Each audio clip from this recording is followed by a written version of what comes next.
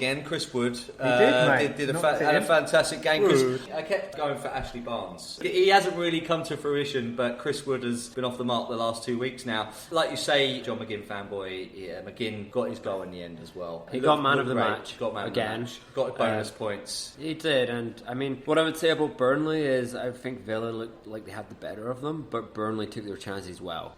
Villa play with a lot of passion, but there just wasn't that finesse there in front of the goal, and Burnley ultimately managed to sneak it back late in the game. It was quite a good game in the end. It was a good game, and I tell you what, listeners, you heard it here last week. First, Ricky Pellegrini called this. He called it 2-2. Yeah, if you did I? I don't. If you want to go back and listen to it, mate. I was listening to it all week. I used all of your advice for my Wildie, but you called this 2-2, and we did say don't get defenders. So if you'd have listened, you'd have got that. Now, talking about 2-2, may as well go to my team next, Bournemouth, West Ham. I did try and sneakily watch this whilst I was with my wife out on a lovely day out in the Hamptons. But hello, it weren't the real Hamptons actually. It was an awful. What was it, Southampton? It was like I was actually at Bournemouth. I can't imagine a Hammer fan sneakily watching it. You must have been with the can like, ref. Well, I saw us go 1-up, and I was like, good goal, Yarmolenko. Great goal, Yarmolenko. He told us last week he wasn't going to do it again. I know, because he didn't look fit the last few games, and to be fair, he's just come back from an Achilles injury, which is one of the worst injuries you can get as a footballer. But he's starting to look up to speed, but this game really showed his true colours. I think he's back to his best. Great goal, but I've got to say, even better than the goal, I think was the first touch from Haller that was coming over his shoulder, controlled it, and then knocked it onto Yarmolenko. Great turn, great finish. Yeah. I was surprised by West Ham, because West Ham, the last few years, we never get results away from home. But you came back, you went 2-1 down, and I thought 2-1 down. They actually went 3-1 up as well, Bournemouth, and they got VAR ruled it out. It was the other way around for their second goal, which was actually ruled offside, but then VAR corrected. Their first goal was offside, right, and then it was given. Yes, exactly. And I actually thought their first goal was rightfully offside. The first cross into the box, the geezer was offside. Because he didn't come into play, it didn't affect the game. So you're now sitting 5th in the league, had some pretty good results this season. You're sitting there saying you were surprised. Look at that smile, look at that. Happier than when he unboxed the mic. It's not a birthday. He just sat there and said he was happy because they never get a result on the road. Yeah. Really, 2-2 at Bournemouth, you classify that as a result?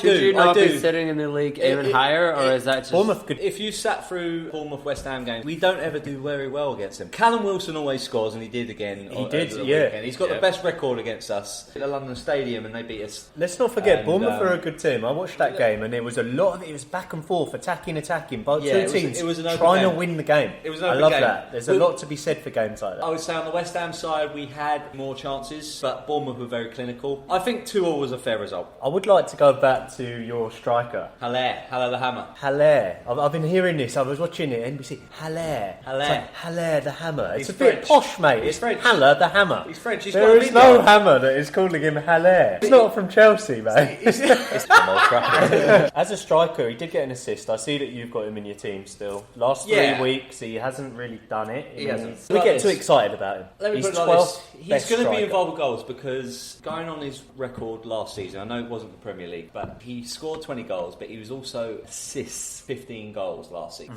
He's a perfect link-up man, because he's not only big, he's great, as he showed with that first touch and pass to Yarmolenko. I think he's going to get assists as well. I think he's going to be competing with the likes of Callum Wilson this season. I'm going to keep him in my team. He's the one I think is going to be involved with goals no matter what, as long as he stays fit. He's only the 12th best striker in the league in terms of points. At the moment, it's early days. Yeah, it's early days. I see something in him. I honestly believe he's going to be a top player. Okay, last point on this game I would just make is Yarmolenko. He did score again in the previous game with Burnley. He's cheap, what, 5.9 million? He's 6 million. 6 million. He's just risen then. Only 2.6% of managers have picked him. He's got 33 points. Might be competing with Cantwell, our boy Cantwell, the perm.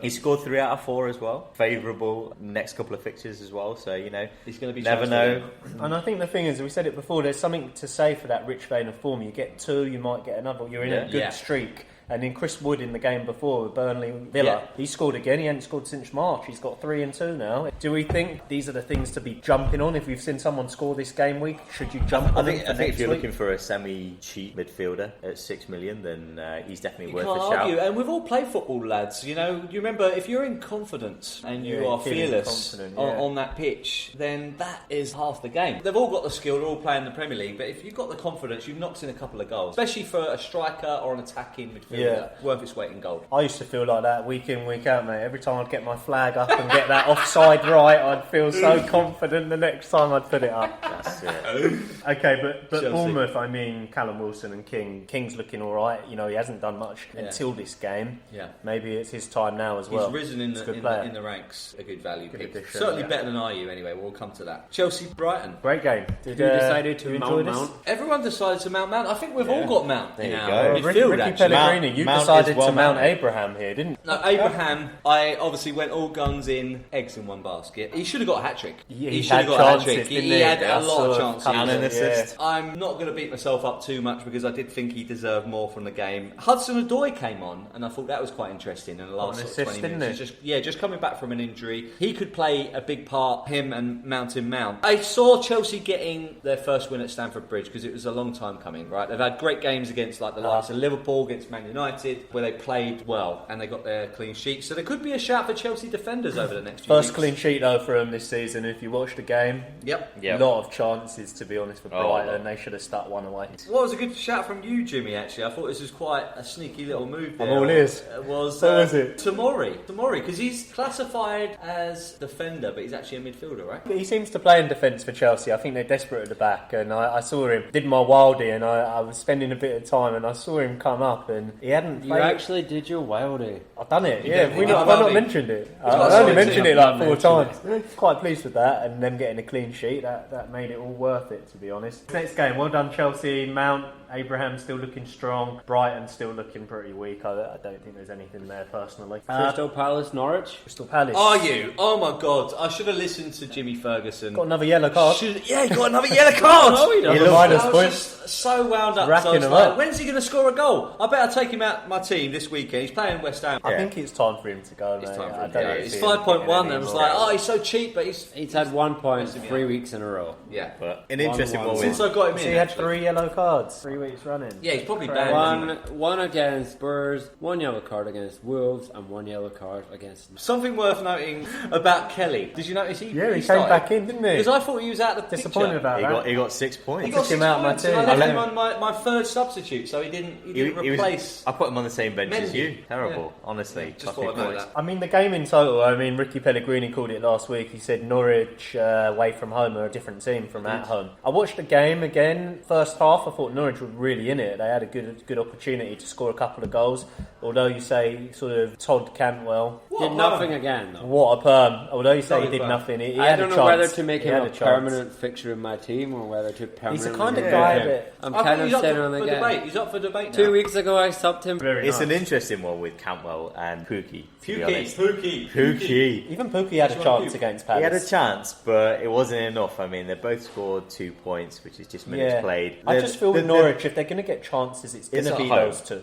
But it's at home that they'll get chances. They've got favourable fixtures. I think their next 5 fixtures have got 3 games at home and 3 games that you actually feel that from an assist and a goal perspective, those guys could actually do you some work really well and get you points, to be honest. But do you keep them in there longer term, knowing that actually you only need to either sub them out because they're not going to get you the same points on the road?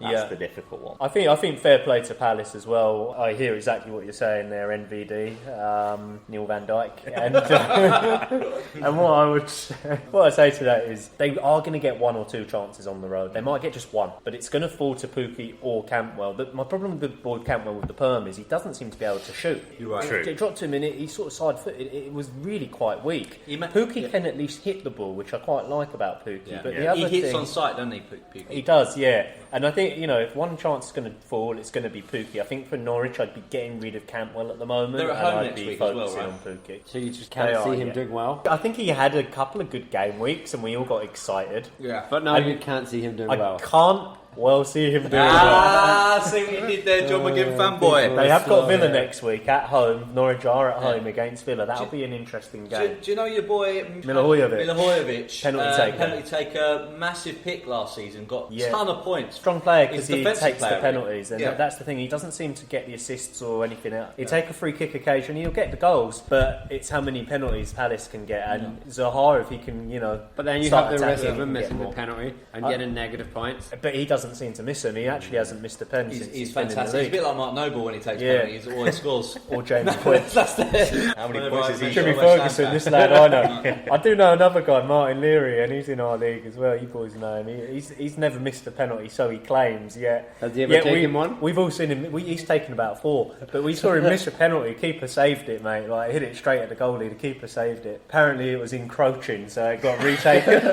So he gets to retake it, and he scores, and he claims he's never missed a penalty. Fantastic. I saw him miss it, mate. Fantastic. Can't wait to have a kick about. Shout out for Marty. Shout out for Marty. But with Palace, one thing I wanted to say there is Zaha. I thought Zaha was good against Norwich, and is it because these teams that come up, they don't know how to handle him? Yeah, and he was aggressive. He was aggressive. He's always great got going forwards, electric pace. So we move on to Spurs Southampton, and he finally does it. Captain. He finally does it. Not the player you're thinking of, but Danny Ings. Danny Wings. He finally scores a goal. He's flying. He actually gets top of the bonus points in that game as well. No, really? Yep. He actually ends up with 9 points for the week. And I subbed him out of my team. He almost got another goal as well, didn't he? He was really close. He was like... I've got to say, guys, you say he's finally done it, right? He's scored 2 goals this season. One, Adrian kicked it against him and it went in.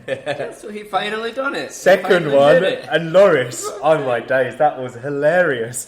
Yeah. He literally tries to backheel. He backheeled the air. Too casual. It was unbelievable. It was the worst It was turn awful, ever. wasn't it? Honestly, so talking about heroes and villains, the villains were definitely. He made up for it in that game, though, Loris. He made 2 blinding saves in the second half. But still, though, it was awful. He was terrible. He is kind of one of your top tier keepers, and actually season on season he started to make more clangers. Yeah. Unfortunately, Captain Russ, at sea, he might it disagree shows with me. All keepers have got it in him, but he does it quite regularly, doesn't he? He does. He's starting to, which I'm sure makes his defence a little weary. He had Aurea, who are What is he doing? Did you have Aurea as well? I have him in my defence. Negative 2 points. I almost points put as him well, in. mate. The poor guy's had bad luck, hasn't he? He's had some bad luck. He scored a goal that was disallowed. It was a soft yellow card. 2 yellows equals a red. But yeah, the second yellow was soft. Was really soft. He just pulled him back a little. It was a pullback. It was a tug.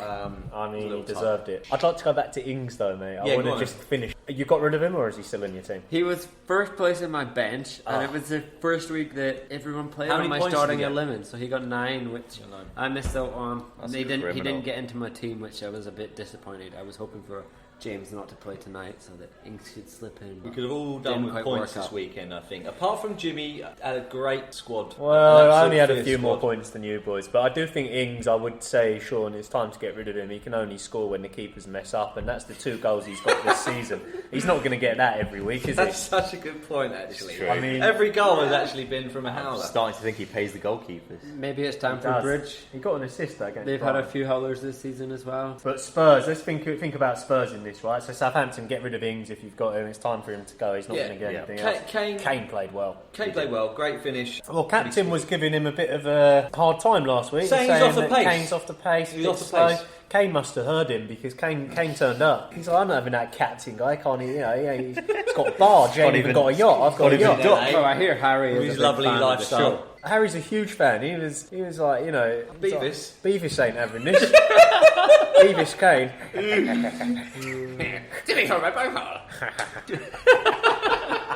Take that, Southampton.